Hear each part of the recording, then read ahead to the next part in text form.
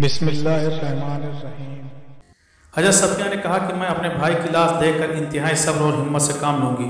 ایک اور آواز گونجی، میرے چچا حمزہ نے قرابت کا حق ادا کر دیا اور نیک اعمال کرنے میں سبقت لے گئے۔ یہ وہ جملہ ہے جسے نبی کریم آقائے دو جہاں حضرت محمد صلی اللہ تعالیٰ علیہ وسلم اکثر دہرایا کرتے تھے۔ حضرت حمزہ کی شخصیت کی گہری تاثیر اور مقبولیت اس قدر زیادہ تھی کہ صحابہ اپنے بچوں کے نام ان کے نام سے موسوم کرتے تھے۔ ناظرین گرامی، سوال تو یہ ہے کہ اتنے بلند مرتبہ اور نامور اسلامی شخصیت کی آخر 2 دفعہ قبر کیوں کھولی گئی؟ یہ تو سب جانتے ہیں کہ پیارے آقا محمد مصطفیٰ صلی اللہ تعالیٰ علیہ وسلم اپنے چچا سے بے حد محبت کیا کرتے تھے۔ ایک دفعہ ایک صحابی بارگاہ رسالت میں حاضر ہو کر عرض کرنے لگے، میرے یہاں لڑکی کی ولادت ہوئی ہے، میں اس کا نام کیا رکھوں؟ تو رحمت عالم صلی اللہ تعالیٰ علیہ وسلم نے ارشاد فرمایا، لوگوں مجھے اپنے چچا حمزہ سے محبت ہے، لہٰذا انہی کے نام پر اپنے بچوں کا نام رکھو۔ نبی آخر الجمع حضرت محمد صلی اللہ تعالیٰ علیہ وسلم کی ولادت سے 2 سال پہلے آپ کے چچا اور رجائی بھائی سید الشہداء شیر خدا حضرت سیدنا حمزہ بن عبد المطلب پیدا ہوئے۔ آپ کی کنیت ابو عمارہ تھی۔ آپ نہایت حسین و جمیل، دبلے پتلے، چوڑی چھاتی اور دراز قد تھے۔ آپ اپنے بھتیجے حضرت محمد صلی اللہ تعالیٰ علیہ وسلم سے بے پناہ محبت کرتے تھے اور ان کی حفاظت میں پیش رہتے، بلکہ اگر یہ کہا جائے کہ ان کے سامنے ہوتے ہوئے کسی کافر کی جرأت نہ ہوتی کہ نبی کریم کے خلاف کوئی ناجیبہ لفظ بھی بول دے۔ اسی طرح اعلان نبوت کو 6 سال گزر چکے تھے کہ ایک دن کوہ صفا کے قریب ایک باندی نے آپ کو شکار سے واپسی پر روکا اور کہنے لگی، اے ابو عمارہ، کاش آپ پہلے آ جاتے، تھوڑی دیر پہلے ہی ابو جہل نے آپ کے بھتیجے محمد کو گالیاں نکالی ہیں اور ہاتھا پائی بھی کی، لیکن محمد صلی اللہ تعالیٰ علیہ وسلم نے کوئی جواب نہیں دیا اور چلے گئے۔ یہ سنتے ہی آپ جوش میں آ گئے، تیزی کے ساتھ خانہ کعبہ کی طرف بڑھے، بغیر کسی اور طرف متوجہ ہوئے سیدھا ابو جہل کے پاس گئے اور جاتے ہی اس کے سر پر زور سے اپنی کمان دے ماری۔ ابو جہل کے سر سے خون کا فوارہ نکل پڑا اور ساتھ ہی فرمانے لگے، آج سے میرا دین وہی ہے جو میرے بھتیجے محمد کا ہے، اگر کسی میں طاقت ہے تو مجھے روک کر دکھائے۔ آپ مدینہ تشریف لائے تو اسلامی لشکر کے پہلے علمبردار بنے۔ 2 ہجری میں ہونے والی پہلی جنگ میں آپ نے بے شمار کافروں کو جہنم واصل کیا۔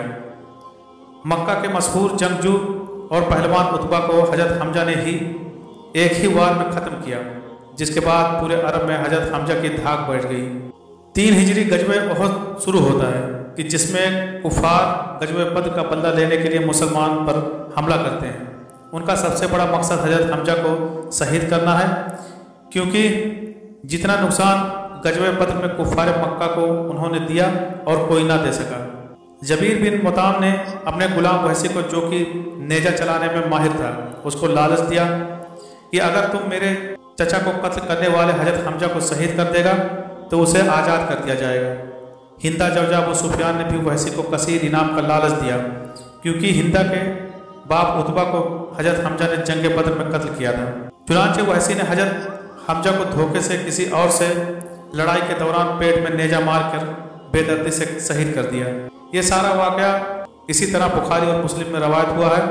حضرت حمزہ کا پیٹ چاک کر کے ان کا کلیجہ نکال کر ہندا نے چبایا، پھر ہندا نے کافر عورتوں کے ساتھ مل کر حضرت حمزہ کے کان ناک کاٹ کر انہیں لکڑی میں پرو کر ان کے کڑے بازو بند اور پاجیب بنائے اور انہیں پہن کر مکہ میں داخل ہوئی۔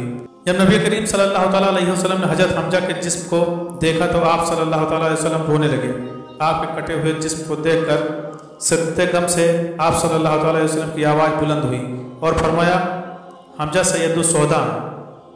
مسلمانوں ذرا ایک دفعہ اس منظر کو سامنے لائیں کہ جب حضرت حمزہ کی بہن حضرت صفیہ کو پتہ چلا کہ ان کے بھائی شہید ہو گئے، وہ ان کو دیکھنے کے لیے آئیں تو حضور اکرم صلی اللہ تعالیٰ علیہ وسلم نے ان کو اپنے بھائی کا کٹا ہوا جسم دیکھنے نہ دیا۔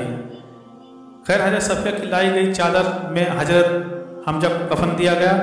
چادر اس قدر چھوٹی تھی کہ سر ڈھانپتے تو پاؤں ننگے ہو جاتے اور اگر پاؤں ڈھانپے جاتے تو سر ننگا ہو جاتا تھا۔ حضور فرمانے لگے کہ سر کو ڈھانپ دیا جائے اور پاؤں پر گھاس ڈال دی جائے۔ حضرت حمزہ کی قبر کسائی کی پہلی روایت حضرت جابر نے بیان کی ہے، جسے امام مسلم اور بخاری نے بھی روایت کیا ہے۔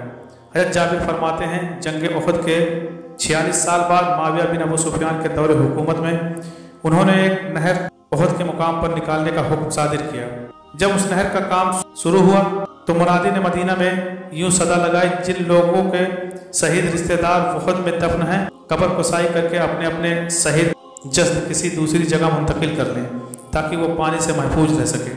हज़रत जाबिर बिन अब्दुल्लाह फरमाते हैं कि यह सुनकर मदीना वाले उहद की तरफ निकल पड़े, जिनमें मैं खुद भी शामिल था, क्योंकि मेरे वालिद अब्दुल्ला भी उहद की जंग में शहीद हुए थे और वहाँ ही दफन थे। मेरे वालिद अब्दुल्ला और उमर बिन जमूह एक ही कब्र में दफन थे। शहादत के वक्त उमर बिन जमूह की पेशानी जख्मी थी और मेरे वालिद ने उमर की पेशानी पर हाथ रखा हुआ था और इसी हालत में दोनों शहीद हुए। इसलिए जब सहाबा उनका हाथ हटाते तो पेशानी से खून निकलने लगता, जिसकी वजह से रसूलुल्लाह सल्लल्लाहु अलैहि वसल्लम के हुक्म के मुताबिक उन दोनों को इसी हालत में एक ही कब्र में दफन किया गया। हज़रत जाबिर बिन अब्दुल्लाह फरमाते हैं कि जब हुकूमती सिपाहियों ने मेरे मौजूदगी में मेरे वालिद अब्दुल्ला और उमर की कब्र खोली तो जैसे ही उमर की पेशानी से मेरे वालिद का हाथ हटाते तो ताज़ा खून के फव्वारे निकलना शुरू हो जाते। ये मामला देखकर उन्होंने ये कब्र बंद कर दी। इसके बाद सिपाही हज़रत हमजा की कब्र की तरफ बढ़े और कब्र खोदते हुए हज़रत हमजा के पाँव पर कुदाल लगी तो उनके पाँव से ताज़ा खून निकलने लगा। हज़रत जाबिर रवायत फरमाते हैं कि मैं इस बात का आईनी शाहिद हूँ कि तमाम शोहदा के जिस्म तरोताज़ा थे और हज़रत हमजा तो ऐसे लग रहे थे कि जैसे सो रहे हों। जब सिपाहियों ने शोहदा का ये आलम देखा तो मजीद कब्र कुसाई को रोक दिया और दोबारा सभी को इसी हालत में दफन कर दिया जैसे पहले थे। हज़रत हमजा की दूसरी दफ़ा कब्र कुसाई तुर्क सुल्तान अब्दुल हमीद सानी के दौर में उन्होंने 1904 में करवाई, जब उन्हें ख्वाब में इशारा हुआ कि हज़रत हमजा के जस्द मुबारक पर पानी मौजूद है। उन्होंने कब्र खुदवा कर उसके इर्द गिर्द 50 फीट गहराई तक सीसा पिलाई दीवार बना दी। आमीन या रब्बुल आलमीन।